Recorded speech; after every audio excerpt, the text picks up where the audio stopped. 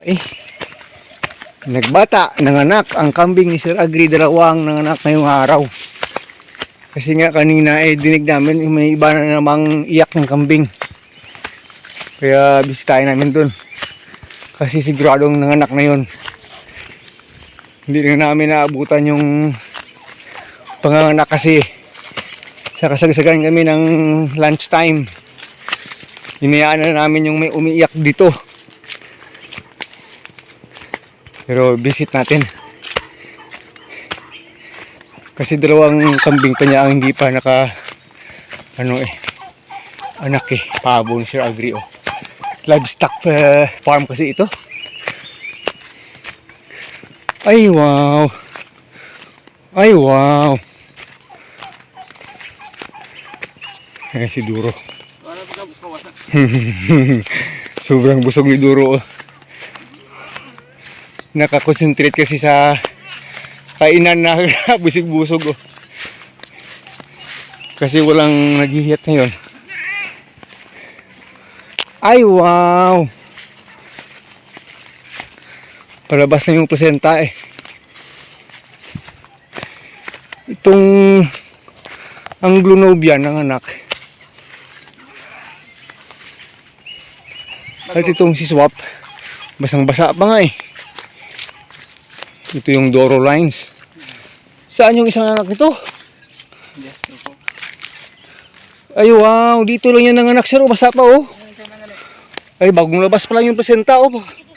Kalalabas pa lang talaga ng placenta pero lakas ng resistensya, nakadidi agad. Haba talaga ng tenga oh. Galing naman.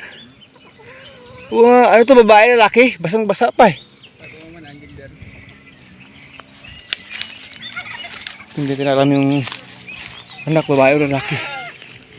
Ito ay lalaki. Lalaki, ang ganda oh. May umiyak dun sa taas eh. Yung isang baby. May baby pa dun. Ba't hinayaan yung baby dun sa taas? Nag-iisa lang yan dito ah. Sandali. Pero yung kulay white niyan, nanganak na rin oh, palabas na yung placenta oh. Hanapin natin kung saan yung anak. At yung isang yan, buntis rin yan. Bower yan, bower. Ito kakapanganak. Lalaki. Sabi dito pa rin dalawa yung nakita eh. Saan kayo yung isang anak nitong Swap? Kasi masyadong mataba itong si Swap. Tingnan nyo naman yung katawan niya oh. Yun po. Ayan. Pogi eh.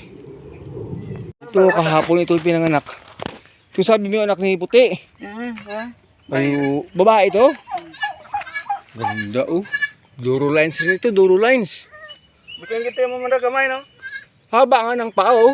Totoong bata kahapon. Ay, ito pa yung haba ng... Dalawa naman yung anak ni ano? White. Dalawa anak ni White? Dalawa? Pagkatapos yung isa yung si Swap, isa lang yung anak. Napakalaki ni Swap, tapos ito si White. Ay naku, dalawa yung anak ni White. Ay wow. Oo, ba't ganito brown yung ulo eh oh. Bower. Bower to ah oh. Yung nanay ay F4 Anglo-Nubian. Naku oh. Ba't nandito ka na? Ay, okay. Laki nito isa sir oh. Lalaki. Ito yung malaki. Ito yung medyo maliit.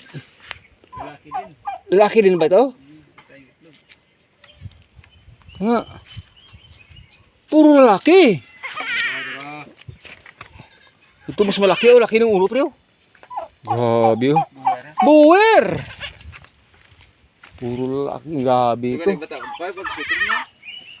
Kaya nga eh. Si Duro sadong busog ngayon oh. Ano na naman yan? Hihingi na ng feeds. Oh, ayan puro na ako ano oh. Wow, busog-busog si Duro. Ganda-ganda. Ganda ng anak ni White ni Sir Jung oh. Saan mo nilagay dito yan sa loob? Medyo basa pa ngayon dito eh. Kaso, bukas dito sa kabila eh. At least hindi sila mababasa pag umulan. Diyan, namata ko na ngayon. Diyan. Oh. Bower talaga sir. Yung nakasampa doon kay ano. Kay white niya. Ang Glonovian doon yun. Pero yung anak niya, bower talaga yung itsura. Kasi pure white yung nanay nila na ang Glonovian. Pero ito, yun po, bower po. Yung nakasampa sa nanay nila ay kahit ayaw pa nilang aminin, yung traditional na bower. Dahil brown head ho. Puro white yung katawan, brown yung ulo. Ganda talaga ng mga anak ko. Kay Sir Jong pa yung dalawang anak niya, yung liit-liit nga niya, at saka ang payat-payat niya. Wow! 2 days old din, no? 2 days old pa lang yan, anak nitong bower nating black bower ni Sir Agri. Pero napakaliksi ng magano. Oh, hanggang saan naman nag-umpisa lang ang manggat-ngat sa lupa eh. 2 days old pa lang yan eh. Taba, oh, shiny sir ang balahibo. Wow, beautiful. Dasig tanang wala ko tang laputos po. Oh, ayan. Aram sa kababawor na. Ayan. Do kan digrid. Ito ay 3 days, ito ay 4 days old. Ito kahapon ipinanganak. Yung doon sa ilalim kanina lang. At saka yung isa doon na nanganak ng dalawa yung anak. Cutie. Gatan at lingana, pero palong man. Palong din eh, palong eh. Mahaba yung, hindi siya mahaba yung tenga. Pero yan. Babae kasi siya. G1 na lang yan, kaban. Ito talaga oh. Parang F1 na talaga to. F1 ba talaga to sir? F1? G1. G1. Taba eh. 4 days old oh. Wow. Di ba talaga ito? Hindi niya maabutan to ng ganyan oh. Laki diferensya eh. Ito kahapon, ito 4 days old. Layo ng diferensya oh. Hindi niya maaabot niya kasi ito lalaki ito. Sadong lalaki yung paa nito eh oh. Lalaki ng paa sir eh. Ito yung magandang bantayan kasi ilang buwan lang ito.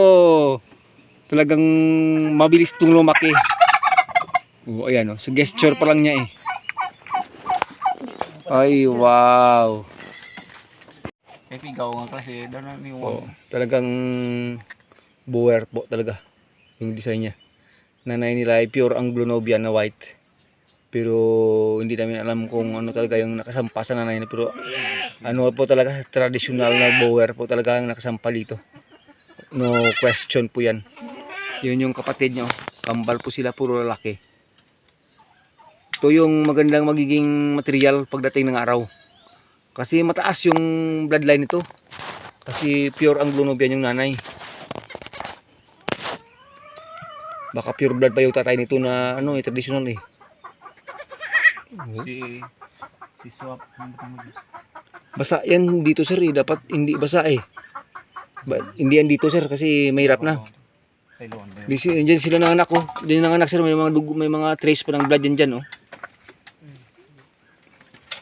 Oh, din sa right feet mo. Ay, cute. Transfer doon sa taas sa isang safe talaga. Ay, dyan na lang, pwede na rin. Ay, linisan mo na. Wow, cutie, pure black. Ito yung pure black eh. Black bower po. Parang anak talaga ng black bower eh. Durita. Dora yung nanay, Durita yung anak. Durita. Shiny yung katawan sa grabe kataba. Oh, yan yung nanay niya. Yan po. 2 days old. 2 days old pa lang eh. Grabe na, kuminding-kending na. Magiging breed dito kasi yung nanay nila ay pure na ang Glonovian. Pure breed na ang Glonovian yung nanay nila. Eh pag nag-pure breed din yung tatay, estimated natin dito, pinakalis nila sir, F4 siya. Pag ganito, F4. Ito po yung latest na nanganak, yung kay Sir Jong Kadjaw ito, yung may-ari. Pero si Sir Nelson na yung medyo basa pa yung katawan eh. Yung mag-aalaga. Ay, naku, ka-cutie talaga. Ganda oh. Okay. Ano pa yan? Gaganda pa yung pagka-brown yan pag ano, may mga ilang araw pa. Hindi natin nakapuntahan dahil kanina dito nang nanganak eh. Diyan lang nanganak talaga sa ilalim. Sa housing ng chicken din sa ilalim. At saka yung isa doon sa field nanganak. Pero busy kami kanina sa kabila eh. Kasi nandun si Ma'am Che eh, kaya puro kami kambing talk doon. So ito na po mga kameme all over the Philippines. Philippines lang muna tayo. Nanganak yung dalawang kambing ni Sir Agrian Adventures ngayong araw. Abangan nyo na lang sa kanyang mga video kasi bibidyoin na niya ito. Eh, ang ganda oh. Kayo na lang bahala kung paano tawagin itong ano nila, anak nila. Kasi yung nanay nila pure pure Anglo-Nubian na color white. Ang tatay nila nito hindi na namin alam kung pure na rin na Boer na na traditional. Pero kung hindi naman pure, kung mga F3, F4 lang, hindi ito ay nasa F4 pa rin. Pinakamababa nito sir, F4 series pa rin to. Yun yung masasabi natin, hindi naman tayo expert. Disclaimer po. Sa haba pala ng tenga eh para ng sampayan ng ano to. Nakuha sa nanay niya eh. Siya. Bilis na hindi pa masyadong dry yung katawan. Kaya basa-basa pa konti. Siguro mga 2 hours to 3 hours pa lang itong nanganak. Wala pa nga siguro. Wala pa nga eh. Mga 1 hour pa lang. Isa doon. Gusto mo talagang mag-rest. Baka nagugutom ito. Sa tingin mo sir, nakadidi sila sa nanay nila? Malamang. Ito po. Naka-free range kasi sila eh. Backyard livestock lang ito eh. Pero yan po. Masaya lang tayo. Masaya sa inyo. Hanggang dito na lang. Siya. Life is not just fantasy. All the dreams and be apart. Don't give up, never stop. He will help you reach his star. Though maybe you don't understand all the dreams and trust his heart. When your doubts try to stand, he'll send you a helping hand. Life is not just fantasy. All the dreams and be apart. Don't give